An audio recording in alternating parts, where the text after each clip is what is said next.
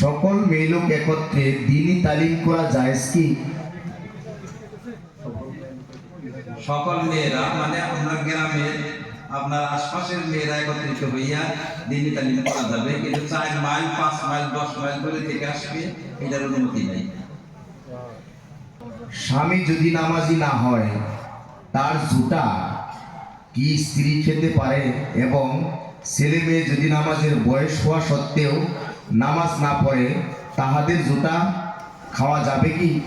ঝুটা খাওয়াটা সম্পর্কে মুসলমান কাফেরের ঝুটাও খাওয়া যাইতেছে, বেনামাজি না, কাফেরের ঝুটাও খাওয়া যাইতেছে।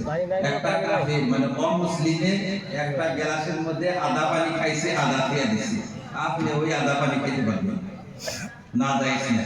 তবে যদি মদ খাইয়া হেরে খাইছে, মুসলমান হোক অমুসলমান হোক, মদ খাইয়াই নগে নগে পানি খাইছে, ওইটা খাওয়া যাবে না।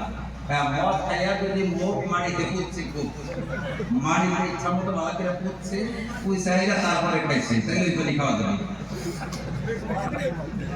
যদি নানি আর নাতি একসাথে আকিকা করে তা কি হবে? নানির মায়ের আকিকাও না নাতিদের নগে করতে পারবে, কোনো